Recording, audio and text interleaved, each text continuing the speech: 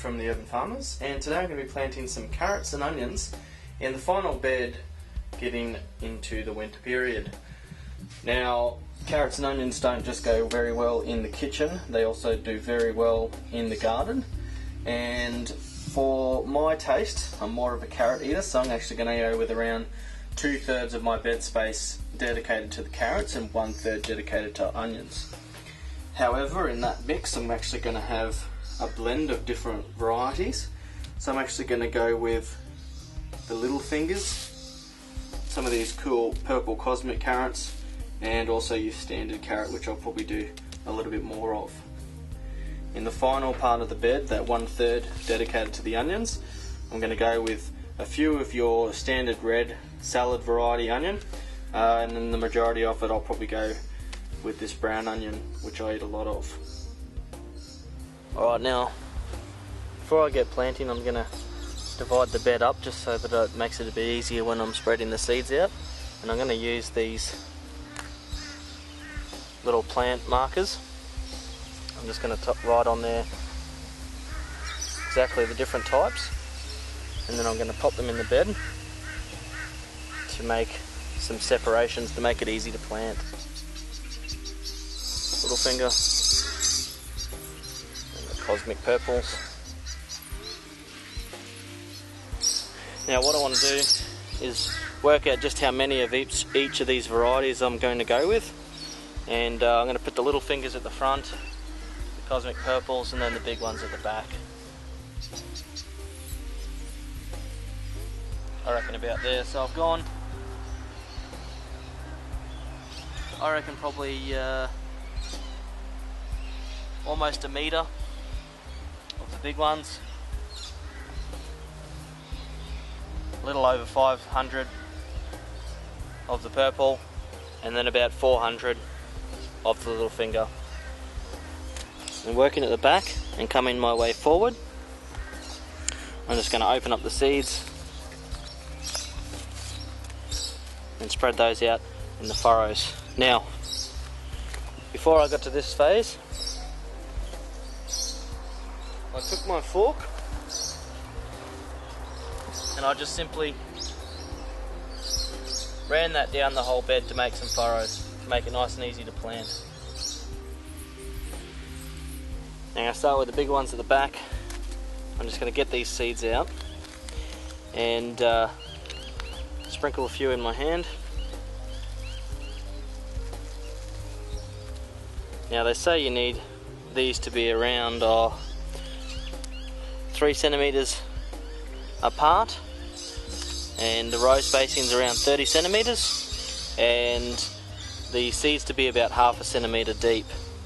Now I've just grated the top of the soil with a fork to create some furrows, and I'm just going to loosely use these, and I'm going to tend to go more with just a bit of a broadcast method, a little bit of controlled sprinkling, but I'm not too worried. And as all the little seedlings come up, if there's a few too close to each other, then I'll take out the smaller ones to give the bigger ones a chance to grow and develop.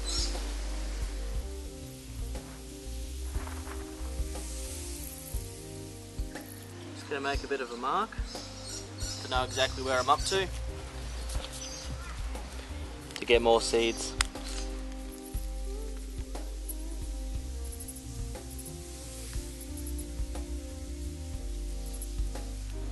Okay, I'll move on to the purples. Pretty excited to grow these ones. I haven't had a chance yet to grow them. I've grown the little fingers and the standard variety, but not particularly these ones, so pretty excited about this.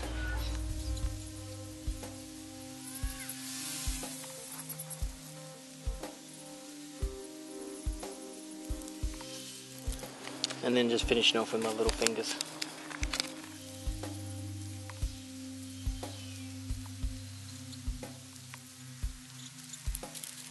Now, some of you might say I was a little bit rough with distributing those seeds. However, I believe it's supposed to be a fun exercise and not a grueling one, so that's what I've gone with. And then I'm just going to sprinkle some soil over the top. So I reckon about 1/2 centimetre deep.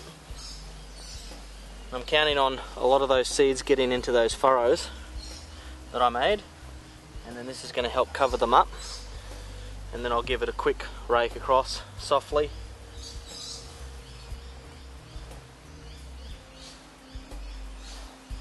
To cover them up.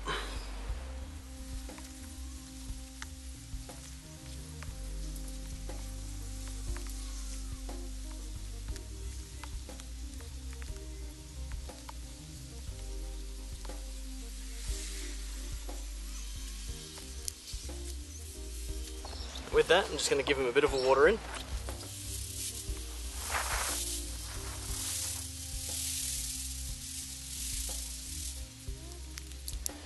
Now, I'm going to do pretty much the same procedure at this end of the bed with the onions, and we should be good to go. Alright, I've finished up with the onions in the front of the bed just over here, and of course the carrots going all the way back. Should be a fairly good crop. Let me just give you a bit of an update. You can see I've reworked that string line across the trellis there to give it a bit more strength, a lot more support for these snow peas to grow. And you can see they're coming up very nicely now. Absolutely beautiful. And also my fennel has started to prop its head up as well, which is fantastic. And over in this bed you can see all those cauliflowers and cabbage do very well as well. It's good. I'm really looking forward to those. I have since got the chooks in. That's the coop over there, the fence, just our access point. They've got a fair amount of space to walk around, but we do let them out in the rest of the gardens and on the lawn to scratch a few things up. They're going great as well. Haven't got any eggs yet. I think they're probably just a little bit too young, but I expect them to start growing soon. And I've been checking most mornings just to see, but no eggs just yet. I hope they start laying pretty soon though, because I made a silly pact that once I got my chooks I refuse to buy any eggs from the store from now on, and it's been about 2.5 weeks and I'm still eggless. So come on girls, you've got to get laying.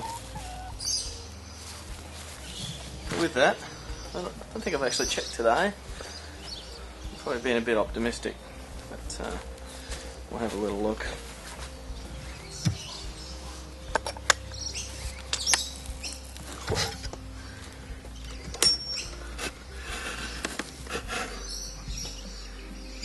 What are the chances? I've been out here pretty much every morning for the last 2.5 weeks since I got the chickens, and not one single egg. Only a little one. That's great.